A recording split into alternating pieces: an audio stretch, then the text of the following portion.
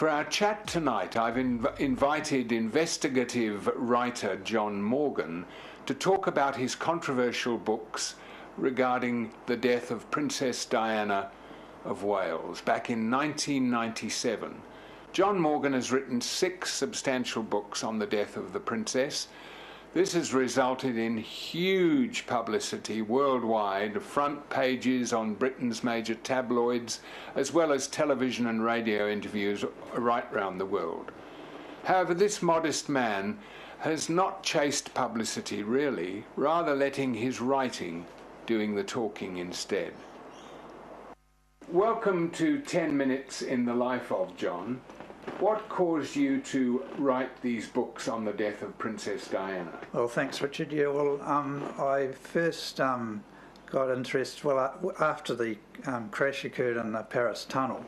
I sort of, it seemed a little bit sort of odd, some of the circumstances, but I never really thought too much about it. And then in 2003, Diana's butler, Paul Burrell, he wrote a book, and in it he included a copy of a letter that Diana had written that predicted that she would die in a car crash, and it was in her handwriting, and that was publicised around the world and in newspapers and on TV, and I saw that and I thought, that's very odd, that someone could actually predict how they're going to die, and someone so well known as Diana. And that sort of got me more interested as to, what actually happened, and yeah. Let's go back to the circumstances of the evening of August the 31st, 1997. What do you think actually happened in that Paris tunnel? Okay, well,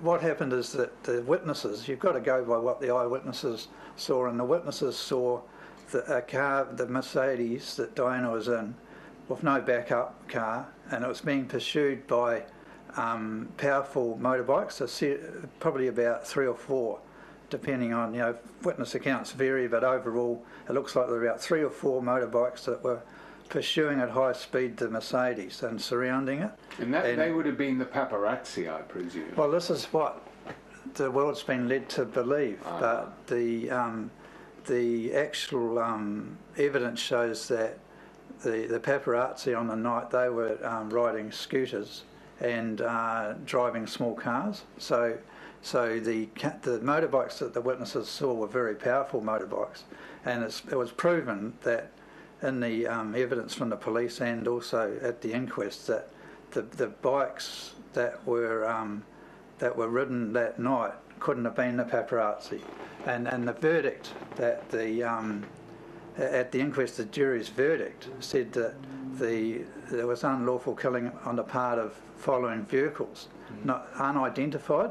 They didn't say paparazzi, and yet the media around the world publicised that as paparazzi. So anyway, the witnesses saw the motorbikes pursuing the Mercedes as it actually for most of the trip from the Place de la Concorde down the expressway and into the Elmer Tunnel, and and as it went into the tunnel, there was a white Fiat Uno that was already there in the tunnel, sort of going very slowly, apparently waiting for the Mercedes. And as they went into the tunnel, one of the motorbikes overtook the Mercedes on the left, and you got to remember the car was on the left. It was in the fast lane on the left. The motorbike overtook the Mercedes on the left. The Fiat Uno was straddling the lanes, so there's just 2 lanes. It was straddling in between. So the Mercedes was forced. It had the motorbike on the left, and had the Fiat Uno on the right, and so it was forced to sort of choose between the two. It hit the Fiat Uno, and the motorbike got in front, and witnesses saw a high-powered flash come from the back of the motorbike and directed at the driver. And from when the flash went into the driver's eyes, he was completely disoriented, and he ended up zigzagging into the 13th pillar of the tunnel, and that's what. Richard, anytime. After 5 years of solid research, poring over court transcripts, testimony and sometimes the lack of it, what facts have you been able to glean about a cover-up on Princess Diana's death? Yeah, well, really, the cover-up is a pretty huge thing. It started immediately after the crash. The French police were involved in the cover-up right from the start, and within a few hours of the crash, evidence was being swept away, and they had the cleaners come through the tunnel, big cleaning trucks, and they washed and detergent right through the tunnel. That's unusual, isn't it? It's extremely unusual. Yeah. And any fatal crash, normally the road gets closed and there's a proper investigation. Well, the road did get closed, but there was nowhere near the depth of investigation that you would expect. And the crash occurred at about 12:23 a.m. and the tunnel was open, from memory. It was by 6 a.m. the tunnel was open, and the cars were going through. So that was the start of the cover-up, and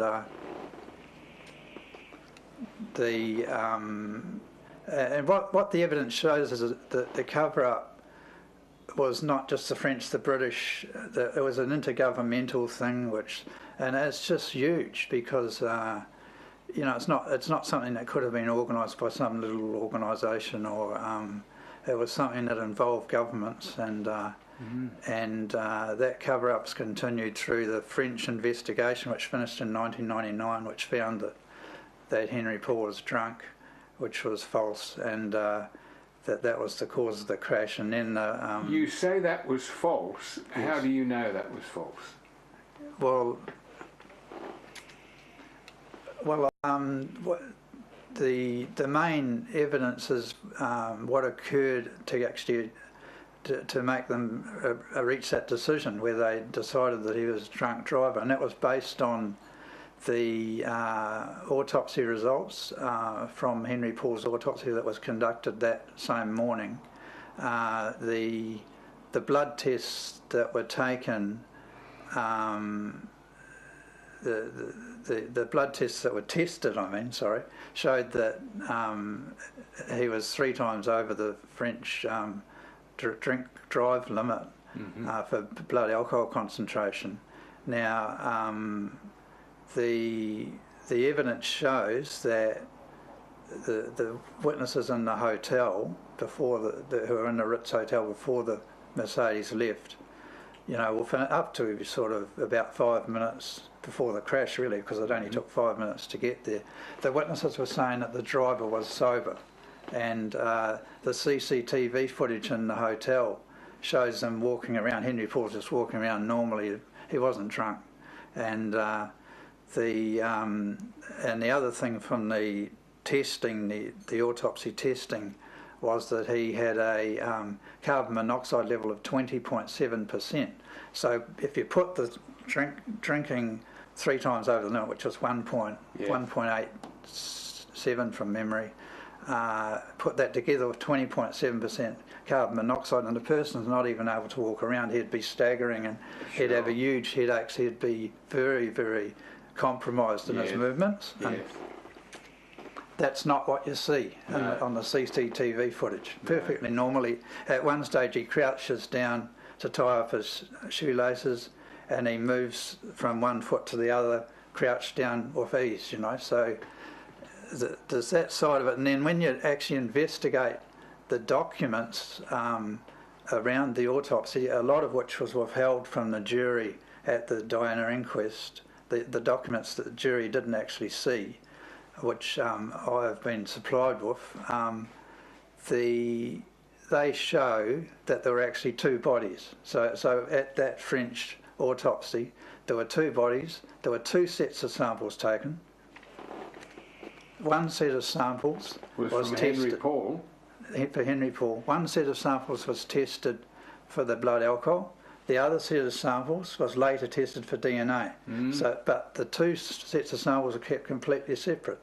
So when they were asked, well, can you DNA test these samples, they DNA tested samples and said, okay, the samples belong to Henry Paul, but the samples that were DNA tested were a different set to the samples that have been blood alcohol concentration tested. So So you end up, the evidence, there's a lot of evidence, there's 2 sets of documents for the body, so it shows that there were with different figures on them. So the wrong body was basically tested, is that what you're suggesting?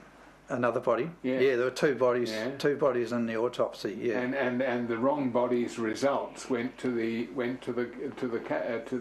investigation? Yeah, that's right. The body that belonged to someone other than Henry Paul was, the samples were tested and they found a blood alcohol concentration of 3 times over the limit, plus with the carbon monoxide of 20.7%. If you actually study the way people die and what test results come, which I've investigated, it relates to a person who probably died in a fire and he had smoke inhalation, which caused the carbon monoxide. Right. And then if you study the results of people that do die in fires, I think it's over 50% of them are inebriated. And that makes sense, you see, because they're the people who can't get out of the house or whatever.